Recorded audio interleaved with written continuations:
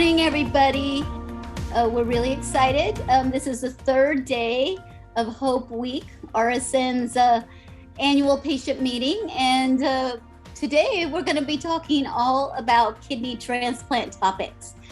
I'm really excited about that because we have some wonderful speakers today. And also, just to make a quick note, we will be giving raffle prizes away, but you must be present during the day. And then at the break, we have a wonderful exhibit hall that we want you to visit. So we'll give some more information later on. But it's my pleasure to introduce our next speaker. This is a woman who I've known for a long time. and I'm going to bring her up on the screen here. And, Anne has been one of those steadfast volunteers that is always willing to help in the kidney community. She's an amazing bingo caller.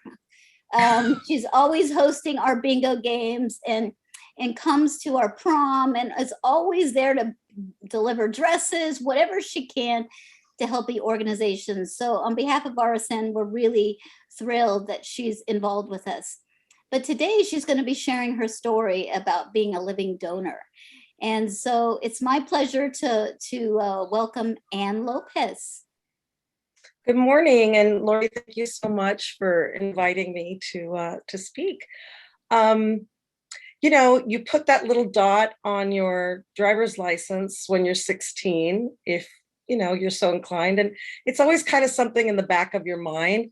But do you ever really think that you're going to actually be called to do something like that? For me, my then husband, George Lopez, was born with narrowing of the ureters. So the urine kept, going back into his kidneys and ruined his kidneys.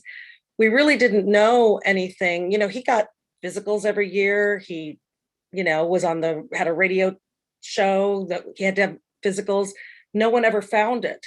And it wasn't until he popped his Achilles tendon and the wound wouldn't heal. And they had to they had to do more blood work, and they found that his creatinine level was elevated. And they said, you better get this checked out. And so we did. And I won't name the doctor, but he had a very interesting bedside manner. He comes into the room, he doesn't even say hello. And he puts the x-rays up. Mr. Lopez, you're sick. You're very, very sick. And George and I just look at each other. We're like, oh my God, you get so scared. And then he said, by 45, you'll need a kidney transplant. And I said, immediately, I'll give you mine. And George was like, stop joking. And I wasn't joking. I really felt like I wanted to give him this gift. Of course, he was my husband. He was the father of my child. And for the next 6 years, he was getting sicker and sicker. And we were just trying to keep him healthy enough that, he could eventually get the surgery. So they put stents in and they did all kinds of, preventative things, diet, exercise, lots of different stents. And finally, after 6 years, they were like, okay, Anne, it's time for you to get tested. And I will say, 6 years, you're living your life, you're dealing with it. But when you actually get that call where, okay, it's time for you to get tested, it becomes really real, really fast. And by that point, he was doing the George Lopez show. The last year, the George Lopez show, I can remember the first day he came home and he said, I don't think I'm going to make it the whole season. He was down to about, at that time, like 20% kidney function. By the time we had surgery, it was down to 17. So I started getting tested. And I guess in my naivete, I don't know, I felt like I was the donor. And I'm sure every donor feels like that. And I kept asking questions like, okay, so, when I give my kidney, what this? And they were like, Mrs. Lopez, one test at a time. it's very, the odds are, very much against you. So one test at a time. But I don't know, maybe I'm Pollyanna, maybe I'm just very, very optimistic. But I just felt like I was the donor. So the testing went on for a couple months. It was, we did it anonymously. I was Ann Ace. I was under an alias at the time because one thing that's very sad in Hollywood is illness is not tolerated very much. You can, honey, you can be an alcoholic and go to rehab. You can be a drug addict and go to rehab, and they will welcome you with open arms. But illness is something that Hollywood doesn't do well with. And, here George was doing a television show where, almost 200 people were working on. So he felt a great responsibility for all those jobs and for the livelihood of all these people. So, we had to keep it very, very, very secret. I didn't even tell my brother, and my mother knew. But my brother was so mad at me afterwards, and I was like, look, I had to keep it close to my vest, just for the livelihood of my family. I had to keep it close to my vest. And I remember my mother, who was an anesthesiologist, she really didn't want me to do it because she had done anesthesia on quite a few, you know, donations. And I think she had done them the old way, not the new way, which isn't as invasive. So she was kind of a little freaked out. But too bad. I was going to do it. So, so anyways, I kept getting tested and kept getting tested. And when, the thing is, you can't just say, I'm going to give a kidney. You have your own set of doctors and they have to approve you. So you have to go through not only physical testing, but psychological testing. So, it was really interesting. I remember one of the questions the psychologist asked me, they said, so what if you donate your kidney and it gets rejected? I hadn't even thought about that. I mean, that never even crossed my mind. And I was like, well, yeah, it would really hurt. It would be sad, but at least we tried, And then another question they asked me, which was actually came true, was what happens if you get a divorce afterwards, And once again, it was like I hadn't even thought of that. And so I thought, okay, well, yeah, I think all divorce is painful, but it would be, more painful if you get a divorce afterwards. But once again, I thought, okay, you gave it a try, and I would have saved my husband's life and saved the father of my daughter.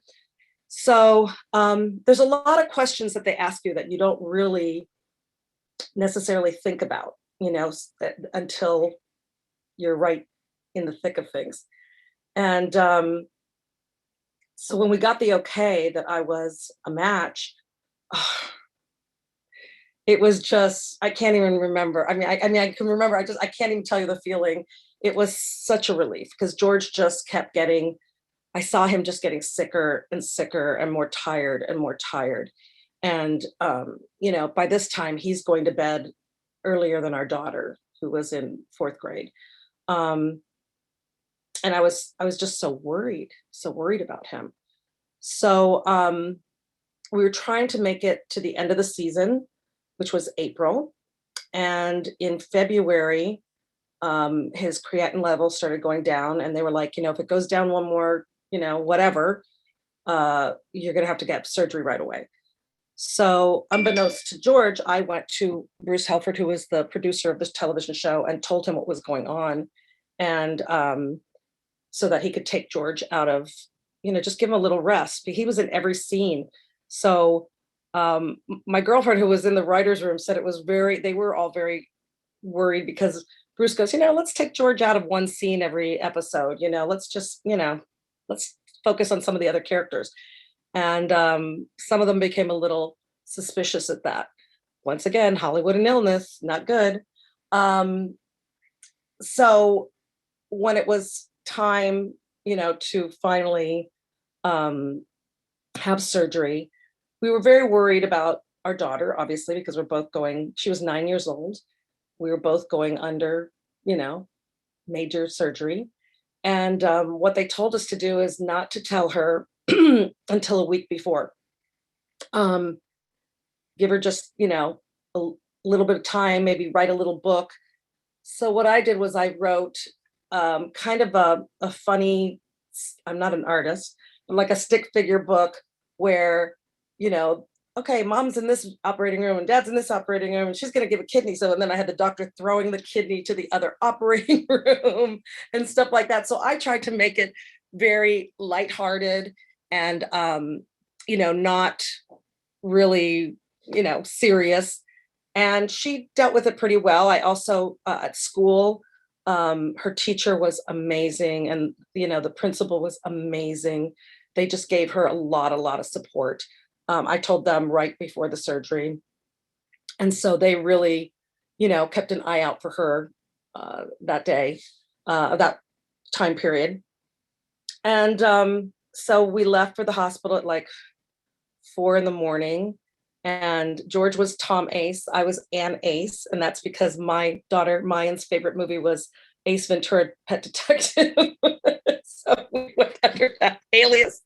And it's, it's almost like you're embarking on this wonderful journey. And it's finally you're finally bringing in the ship, I can remember I wrote George because I was going to go in first. So I wrote George a letter and I gave him some rosary. And so I gave that to him. Hello. One of my dogs just came in. I gave that to him right before we were in this little room with the nurse. And I gave that to him and he, opened it and read it after I left. And he said he said to the nurse goes, "Oh, it's such a nice thing what your wife is doing for you." And he goes, "Honey, have you seen the house she lives in?" And that the nurse didn't laugh. He was still trying to make jokes. He was nervous. What are you going to do? What are you going to do? He was nervous. So the day of surgery, I think I never, I think coming from a medical family, both my parents were physicians. My mother is an anesthesiologist. My father was in industrial and aviational medicine. He was one of the doctors for the astronauts during the Apollo shoot. And he was a medical director and vice president of Eastern Airlines. I've been around medicine my whole life, been in hospitals my whole life. I was very comfortable, with that setting.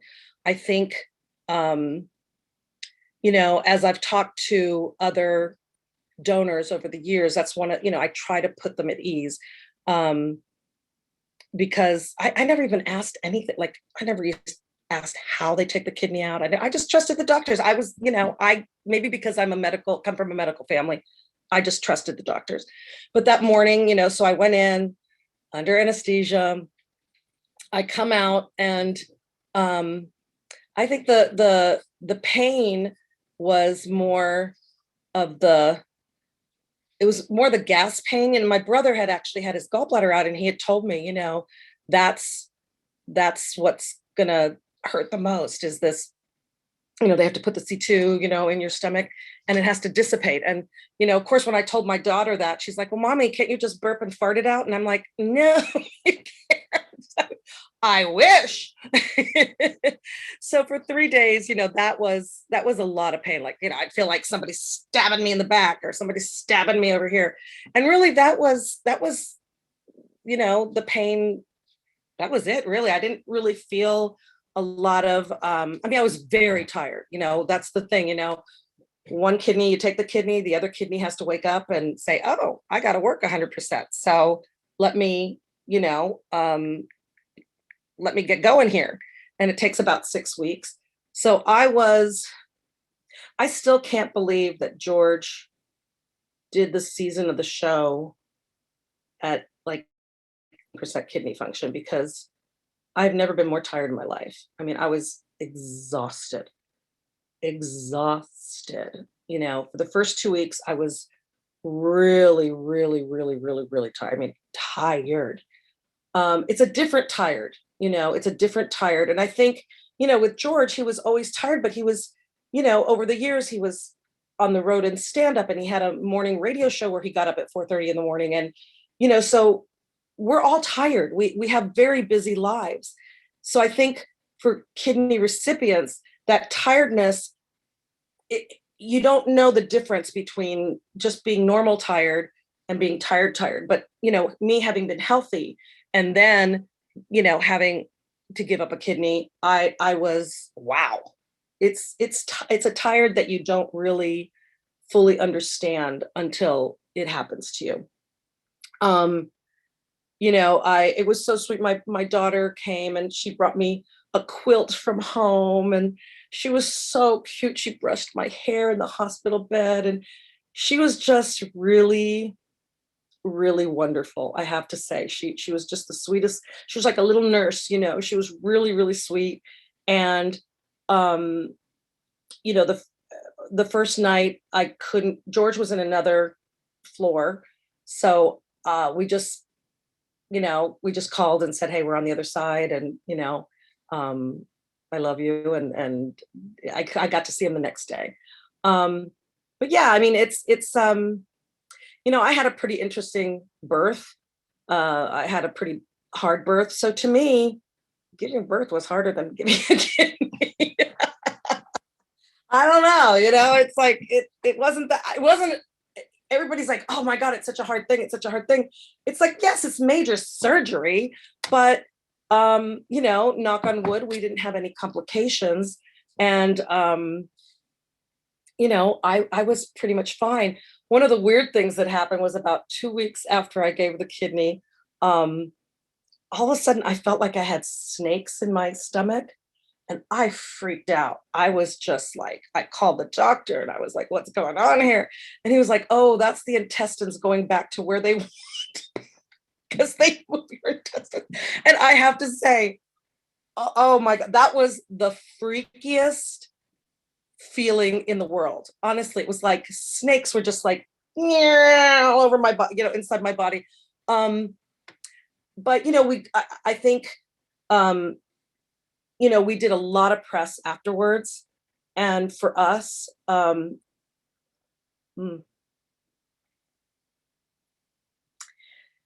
we were just so grateful that everything worked out, that we wanted to shed as much light as possible on live donation. Because, with the numbers, especially the numbers now, I mean, the numbers have almost not quite doubled since we did it 16 years ago, but, there's so many people on the transplant list. And, I just feel very honored that I was able to give this gift. I feel very, very lucky and very honored that I was a match. And I feel honored that we were able to do the press that we were able to do because of George's celebrity, and put it out there and really have conversations about organ donation and about live organ donation. Because I don't know, I don't think people really realize what a wonderful option that is. And, I feel so much for people that don't have a live donor and have to wait on the list. But, there's so much that has been done now, there are new drugs so that husbands and wives and people that aren't related by blood can give, kidneys to each other. The chains, the kidney chains. I mean, there's so much that's being done now that is so exciting, and it's so powerful and so so beautiful. It's a beautiful, beautiful thing to think that I feel like I gave birth twice. God only blessed me with one child, but he blessed me again with being able to save the life of my husband and the father of my child. And it's something that I'll always treasure, something that I will always, always treasure. And there's no amount of acrimony or, George, yes, I know we're divorced now and but every year on our kidney anniversary, my daughter comes to me and says, "Mommy, thank you. Thank you for giving me my father." And it means everything. That's just the most important thing for me. So thank you. That's my story. Thank you, Anybody has any Anne. questions or anything? I think we're going to have some questions, but I'm going to pop Oh, up. sure. I can. So since you've had the last 16 years, Yeah. because it's a family of thing that you want to help people be aware that this could be a family condition.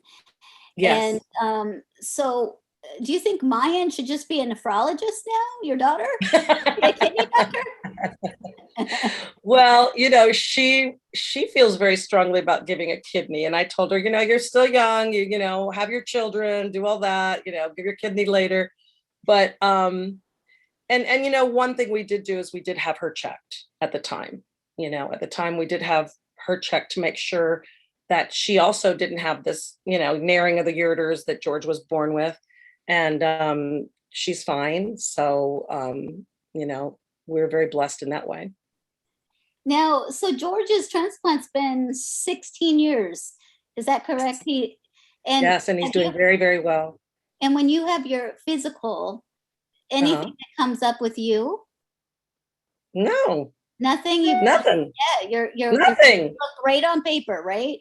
Look great on paper. That's nothing. What I mean, it's so funny because everyone asks me that. Everyone's kind of like, "Oh, so what medication do you have to take?" And I'm like, nothing. I gave the kidney, he's the one that has to take anti-rejection medication. But I feel like this has physically not impacted my life at all, except that I will say at the incision, I have a little pooch that I didn't have before, but that could be the incision, or it could be that I just eat too much.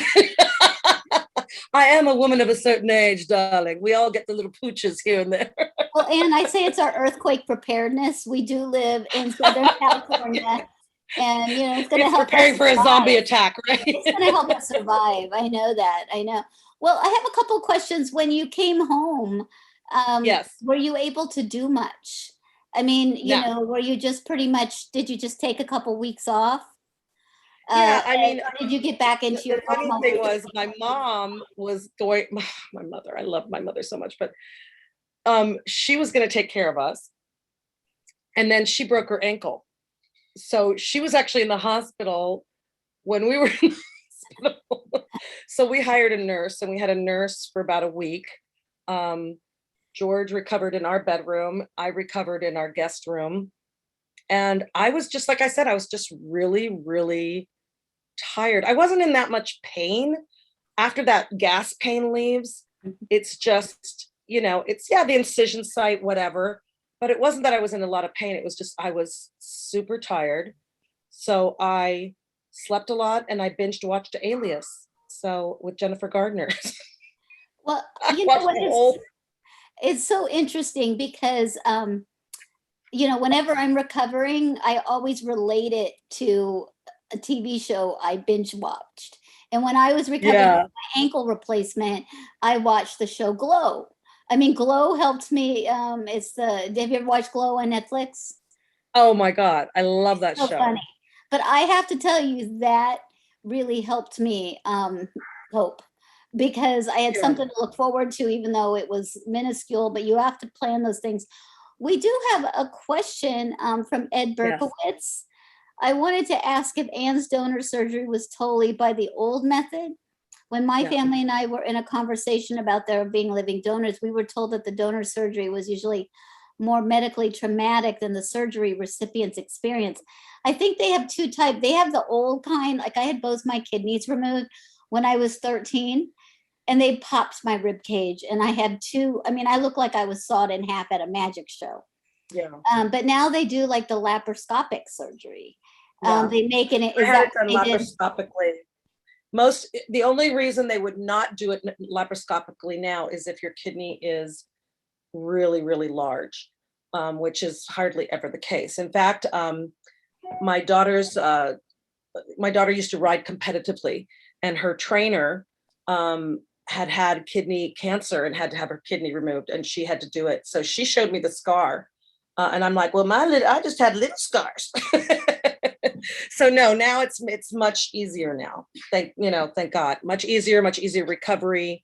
It's not that steel magnolias, thing anymore. Well, and like you said, the gas, because they just put a little incision and they blow you up with gas. Yeah, they blow you up. Have a big little tent there so they can move around and have a lot of, like a little space bubble. And and then they close it up and it doesn't all go away. So that I've heard that was the most painful part. Honestly, that was painful. And it was about 3 days, only about 3 days. I mean, when my brother had his gallbladder surgery, for him, it was a week. And he was like he had that gas pain for a week. I only had it for 3 days. I felt really lucky. Well, and that's why it's so important they get you up to walk, because that's how you get the gas to move. Yeah, you got to move it. You got to move it. You got to move it. Yeah. Yeah. But I was, I do think I did, the first 2 weeks, I really, really, really, really took it easy. And then I started, maybe going out, not necessarily driving myself, but, going out and running a couple of errands, and then I'd have to come back and rest and, go out. So the whole thing was about a 6-week recovery, but also we were doing so much press that I think the press kind of took it out of me too. It was, we did a lot of press, and that was, a lot of interviews, a lot of television interviews, a lot of this, and then that was a little taxing, I have to say. I probably should have rested a little more, but. Well, and today we see so many, stories about living donation, but 16, 17 years ago, you didn't see anything. It was just a totally new concept.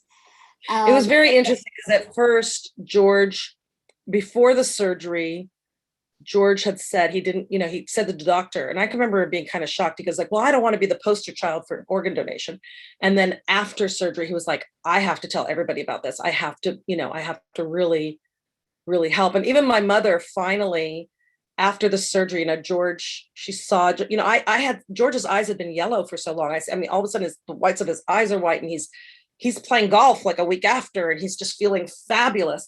And my mom came to me and she goes, I understand. You did the right thing. I understand.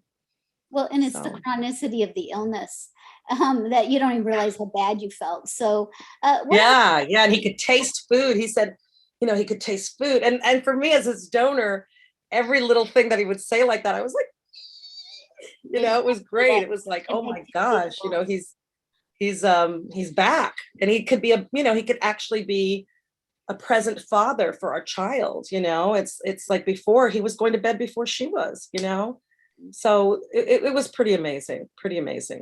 Well, we have 2 questions before we move on to our next speaker. One says, Anne, do you think there is a feeling of indebtedness that comes in living donation? I mean, obviously, I think it's person to person. I know for George and I think George came from a very emotionally deprived background and childhood. And I think it was very difficult for him to receive such a big gift of love and life. He struggled with, I think he struggled with that. I think he still struggles with that. Yeah, I think I never really, to me, it's a gift. When we got a divorce, the first thing I said to my divorce lawyer was, it will never be brought up in the divorce. It was a gift. So for me, I never really, held it over his head or said this or, hey, I gave you a kidney, so, you've got it now. It was never anything like that. But yeah, I think, I think it's normal to feel some kind of indebtedness, like they gave you the gift of life. So, but if you have a nice donor who doesn't, I think some people could use it, but I certainly never did. Well, and I think, the biggest issue I see with people who donated a kidney to somebody, if the person who got the kidney isn't even taking care of themselves, then the donor, I know sometimes can get upset about that if they love somebody and they're not, treasuring it. So we have one more I'll question. take the fifth on that one. Well, we hear that consistently. Yeah. That, it's really sad because we gave them a kidney and they're not taking care of themselves. And then that's hard. It's hard. It's hard. Even though it's a gift, you hope they'll use the gift wisely. Yes, you want them to take care of it. It's like when you buy somebody a really nice present and then they just, a nice ring or something, like, oh, I left it at the gym. And, I'm like, what do you mean? Oh no, my niece comes in with a nice purse I gave her and it's all trashed. And I'm like, oh. What advice do you have for patients to talk to their family and friends about donation? I would say, if you can get in touch with Lori and, maybe I talk to a lot of people who are thinking about giving a kidney and I tell them my story and I think, just being very upfront and saying, look, you can't make somebody be generous. Something happened to me a few years ago. A neighbor of mine came to me and she said, I was tested for a friend of mine. We were all tested and I came back as a donor, but I don't want to do it. And I was just like, what? And I just told her, well, tell your doctors and they'll tell her you weren't a match. But it blew my mind. It really blew my mind.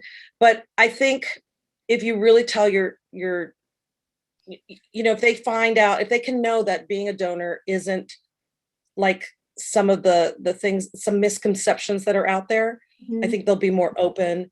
And, Lori, maybe we should put out a pamphlet for people that talks about what it is really like to be a living donor. But I think, that's a conversation also your doctor can have with them. I'll be happy to talk to anybody who's thinking about being a donor.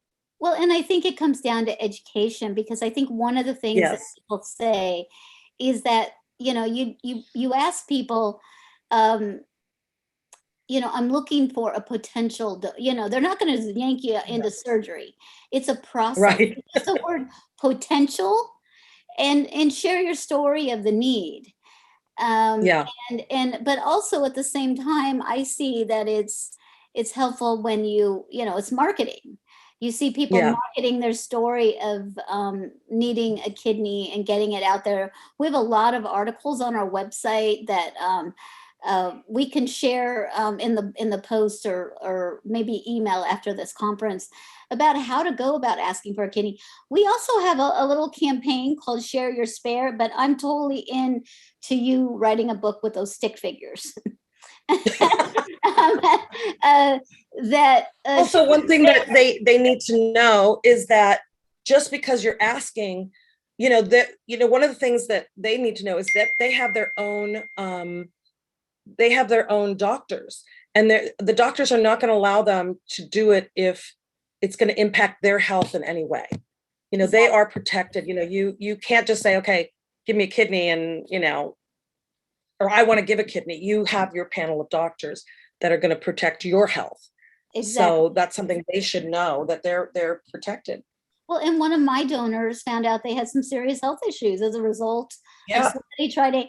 And I think what else is really cool, and hope it never happens, but if for any reason you lost your kidney function, you go to the top of the list. You go to the top of the list to get transplanted. So, and I'm sorry, I feel like I haven't answered that question adequately, but since I've never been in that position, I just offered. So I'm sorry, I don't think I answered that question adequately, but I just, it's not in my. You still get an A. You still get an A, an ace. You get an ace, not an A.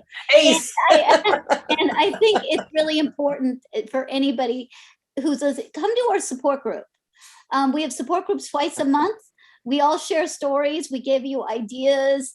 I think one of the most important things about communicating your need for a kidney is to be able to do it in a way that, you know, I'm like, oh my God, I need a kidney. Can you give it to me? I mean, that's going to scare people off. But if you educate them in the process, then let them go off and think. They may come back, or it might be a complete stranger. One of my friends' neighbor knocked on the door and said, I want to give you a kidney. I mean, that is, you just never know, because it is a wonderful gift. And, you know, Anne, on behalf of, you know, RSN, thank you for all your dedication to us. Thank you for being, you know, such a loving, giving person. Pleasure. And we're glad that we can still see George laugh and make jokes, because he is yes. He is hysterical. Absolutely. I give him that. He's just he's a funny man. He's a funny man. and he probably Thank you, Lori. And he probably has got a little bit of your sense of humor now too. So you're pretty funny. Yeah, he's got a Cuban kidney, honey. All right. Well, wonderful. Thank you so much. And we'll see you soon. We'll see you at the beach. Thank you. And a shout out to our corporate mission partners for making this happen.